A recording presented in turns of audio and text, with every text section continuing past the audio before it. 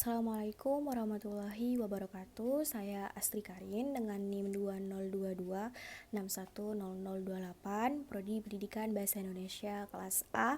Kali ini memenuhi penilaian UTS dalam mata kuliah Kritik Sastra yang diampu oleh Pak Royan Julian untuk mereview buku yang sudah saya pilih, yakni dengan judul Pahlawan dan Tikus karya Ahmad Mustofa Bisri.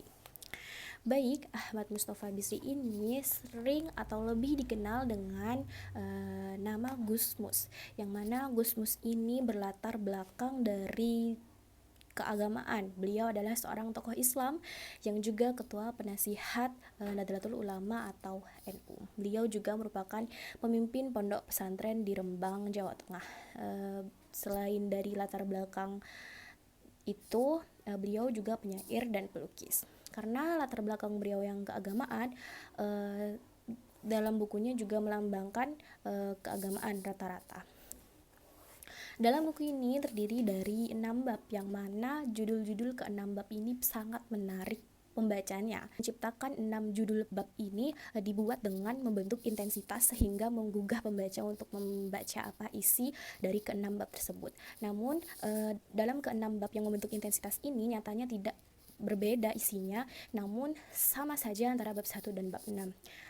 Sama-sama mengandung beberapa aspek kehidupan, yakni Gusmus menggambarkan tentang bagaimana kondisi masyarakat di kehidupan sehari-hari. Beliau juga menggunakan bahasa atau gaya bahasa yang lugas dan penuh makna. Karena bahasa yang digunakan itu adalah bahasa sehari-hari, jadi mudah dan sangat mudah sekali untuk dimengerti bagi semua kalangan pembaca. Saya akan menyebutkan judul-judul dari ke-6 bab ini. Yang pertama adalah puisi-puisi gelap. Dilanjut yang kedua yaitu puisi-puisi remang-remang. Lanjut pada bab ketiga puisi-puisi agak terang. Bab 4 puisi-puisi terang. Bab 5 puisi-puisi terang-terangan. Dan yang keenam adalah puisi-puisi menerang. Nah, rata-rata puisi-puisi yang dituliskan oleh Gusmus ini membahas tentang beberapa aspek kehidupan yang mana sangat-sangat relate dalam kehidupan kita. Jadi ketika kita baca puisi ini, kita itu disadarkan gitu, oh iya bener juga ya, oh ternyata seperti ini, oh baiknya seperti ini, oh bener ya seharusnya kita seperti ini, ternyata kalau seperti ini maka akan kayak gini, bener juga ya yang ditulis oleh penulis ini. Jadi secara gak langsung kita ini dinasehatin oleh buku ini. Sebenarnya sama pengucapannya, nasihatnya, bentuknya antara orang tua ke anak, guru ke siswa, namun ini tuh lebih menggunakan seni dalam menasihati yang membaca. Dan dalam menasihatinya atau menjadinya ini sama sekali tidak membuat hati ini sakit gitu, tapi benar-benar dinasihati secara halus. Rata-rata tema-tema yang diangkat ini mengenai perjuangan, juga ada sejarah yang dikaitkan lagi dengan kehidupan kita, keadilan, kemanusiaan, kritik sosial. Ini banyak sekali karena memang kita hidup dalam kehidupan sosial yang benar-benar kita harus membaca karakteristik setiap manusia untuk menjaga diri kita, kemiskinan serta praktik korupsi. Saya akan tunjukkan satu puisi yang berjudul Tikus pada bab puisi remang-remang. Tikus ini salah satu judul yang menarik perhatian saya. Kenapa? Karena hanya terdiri dari 2 bait, yang mana satu baitnya terdiri dari 2 larik. Nah, tikus ini masuk pada praktik korupsi. Mengapa? Mari saya akan bacakan puisinya. Memanen tanpa menanam, merompak tanpa jejak, kabur tanpa buntut, bau tanpa kentut. Nah, saya analogikan puisi ini kepada praktik sosial. Mengapa? Karena saya menangkapnya benar-benar relate banget pada kasus Pertamina yang terjadi tempo hari. Benar ya, di mana-mana orang korupsi ini gak akan nih nanam dulu yang bagus, yang baik, baru kita dapat yang baik. Enggak, kalau itu bukan korupsi tapi berjualan, berdagang, ya kan?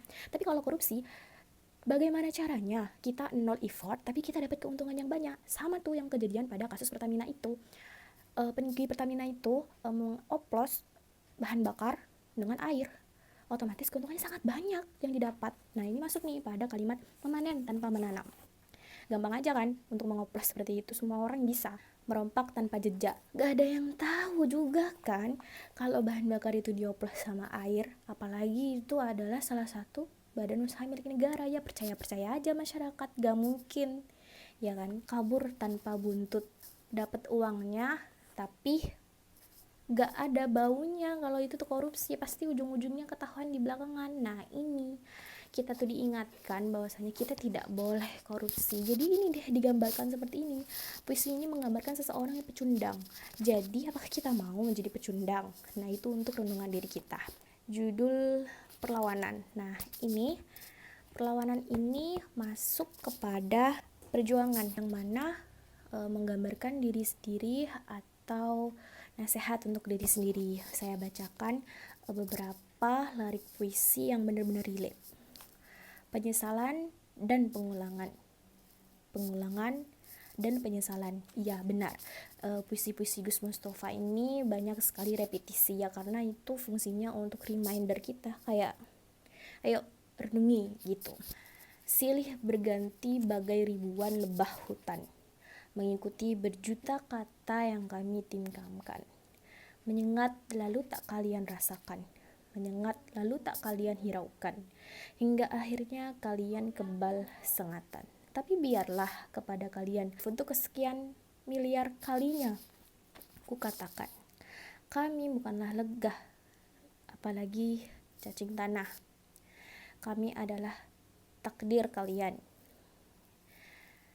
Nah, puisi ini menggambarkan bahwasanya kita nggak apa-apa salah, kita nggak apa-apa mengulangi salah, karena dengan itu kita bisa belajar bahwasanya ketika kita salah, kita akan tahu langkah apa yang dapat kita pilih untuk ke depan. Karena kalau kita nggak tahu salah, nggak pernah nyesel, jadi kita nggak punya jalan lain untuk ke depan. Kita nggak kreatif memilih jalan. Kita hanya punya satu jalan utama, padahal banyak sekali jalan alternatif untuk menuju tujuan itu. Bahkan jalan alternatif itu lebih cepat dibanding jalan utama. Seperti itu. Jadi ini, hingga akhirnya kalian kebal sengatan. Jadi ketika kita sudah berdamai dengan kegagalan dan kita ya udah yuk ulang, kita bisa lagi, kita ini bakal wibawa gitu, kita bakal legowo dan kita gak bakal membuat hidup kita ribet. Karena salah satu kunci utama kehidupan yang damai, kita harus legowo untuk menerima semuanya. Jadi di puisi ini diajarkan bahwa jangan pantang menyerah. Ada puisi Ketika Tuhan. Ketika Tuhan ini juga isinya bukan membahas tentang keagamaan, tapi membahas tentang kesadaran kita. Sudah sebaik apa kita menjadi khalifah di bumi ini. Ya, itu lagi-lagi penyair mengingatkan kita pada hakikat diri kita sebagai manusia. Nah, judulnya Ketika Tuhan. Isinya ketika Tuhan menyampaikan. Nah, rata-rata puisi-puisi Gus Mus ini judulnya diambil dari lirik pertama dalam puisi tersebut. Seperti itu teman-teman. Ketika Tuhan menyampaikan, maksudnya menciptakan manusia sebagai khalifahnya di dunia. Para malaikat pun berkata, Tuhan, mengapa Paduka hendak mencipta makhluk perusak di sana, penumpah darah semena-mena, sedangkan kita terus bertasbih dan memuja Paduka. Tuhan pun bersabda, aku tahu apa yang kalian buta terhadapnya. Ketika sang khalifah benar-benar semena-mena, merusak dan menumpahkan darah di mana-mana di dunia, apakah kita akan membenarkan para malaikat dan berkata kepadanya seperti mereka? Lalu siapakah kita yang tahu kehendak sang pencipta? Tadi ada kata benar-benar, semena-mena, di mana-mana. Betul, dalam buku ini rata-rata puisinya menggunakan repetisi atau sonasi, yakni pengulangan bunyi konsonan atau vokal untuk menciptakan ritme. Memang dalam pengulangan ini mampu membuat sang pembaca ini bisa dibungkus lebih rapi lagi, dipadatkan bahwa gini, jadi kita tuh bisa menerima dengan totalitas gitu, karena diulang-ulang dan diulang-ulangnya tidak membosankan tapi lebih ditegaskan secara halus seperti itu. Di sini itu untuk mengingatkan kita, kita diciptakan oleh Tuhan di bumi ini bukan untuk merusak bumi, tapi kita harus beradab dengan baik gitu. Di sini penumpah darah semena-mena juga dilihat dalam kehidupan kita sekarang, seperti saudara kita yang ada di Palestina yang sedang berjuang melawan Israel, itu penumpah darah sudah ada di mana-mana. Dan kita juga tahu bagaimana kejamnya manusia ketika sudah tidak berdamai lagi dengan sifat aslinya sebagai khalifah di bumi. Seperti kita lihat Israel kan, dia bukan manusia loh. Gak mikir bahwa yang dilawan itu juga manusia yang memiliki hak yang sama atas dirinya. Seperti itu teman-teman. Selanjutnya, puisi dengan judul Ibu. Mengapa saya membahas puisi berjudul Ibu padahal banyak di luar sana puisi-puisi mengenai ibu? Puisi yang dituliskan oleh Gusmus ini sangat menarik teman-teman. Mengapa? Karena bahasanya ini benar-benar buat kita terharu. Tidak seperti puisi ibu yang biasa kita baca ketika kita SD, SMP, SMA. Saya akan bacakan. Ibu. Sama ya. Kata pertama dijadikan judul oleh penulis. Banyak sekali puisi-puisi kalimat pertama atau kata pertama yang dijadikan judul.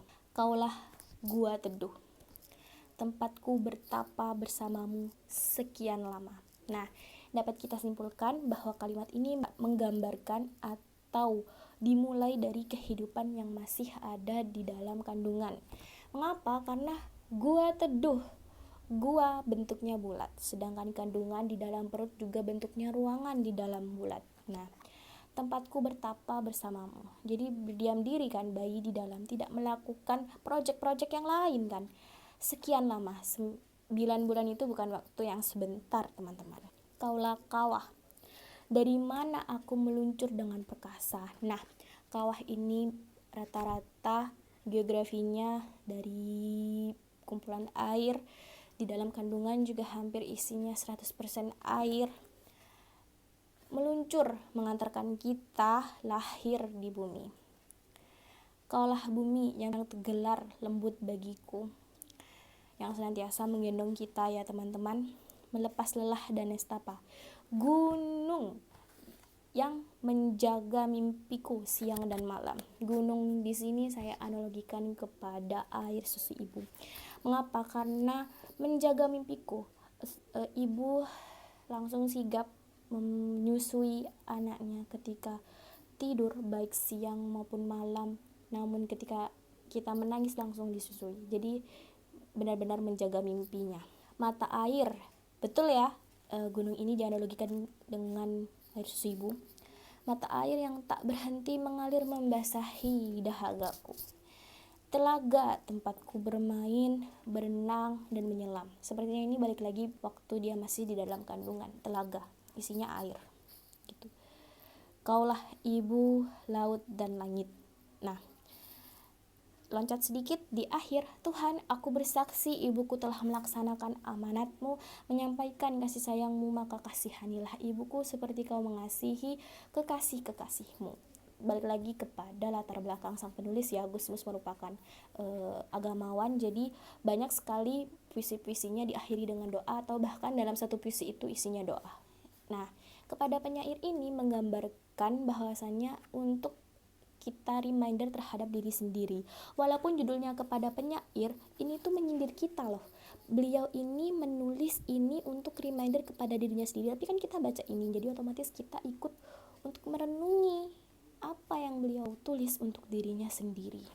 Berhentilah menyanyi sendu, tak menentu, tentang gunung-gunung dan batu, mega-mega dan awan kelabu, tentang bulan yang gagu dan wanita yang bernafsu. Berhentilah bernyanyi dalam simbol-simbol banci, berhentilah menganyam-anyam maya, mengindah-indahkan cinta, membesar-besarkan rindu, berhentilah menyia-nyiakan daya, memburu orgasme dengan tangan keluh. Lagi-lagi banyak repetisi tapi tidak membosankan, bukan malah kita dibuat lebih tatak untuk membaca puisi ini. Berhentilah menjelajah lembah-lembah dan angan-angan tanpa arah. Saya dapat simpulkan bahwa kata kawah, lembah-lembah ini dianalogikan untuk perempuan. Tengoklah kanan kirimu, lihatlah kelemahan di mana-mana, membuat lelap dan kalap kapan saja. Lihatlah kekalapan dan kelelapan merajalela membabat segalanya. Lihatlah segalanya semena-mena mengkeroyok dan membiarkan nurani tak berdaya. Di akhir juga ada doa. Bangunlah, asahlah huruf-hurufmu. Kita disuruh untuk mengaji. Celupkan baris-baris sajakmu dalam cahaya zikir dan doa. Mengajak kita untuk berdoa, mendekatkan diri kepada yang maha kuasa. Lalu tembakkan kebenaran dan biarlah maha benar. Jadi inti dari puisi ini, baiknya kita tidaklah mengedepankan hasrat atau nafsu kita. Karena cobalah, hal sepele itu kamu kedepankan, sedangkan di sisi lain banyak orang yang kesusahan untuk menyambung hidup, bahkan untuk makan sehari-hari. Selain itu, cobalah lihat di sebelah kirimu lagi, dia selalu mengedepankan dunianya, maka dia akan terlelap, dia maka akan terela hancur. Jadi hendaklah kita berjalan lurus dan jangan too much kepada hal-hal dunia, karena itu akan membuat kita hancur.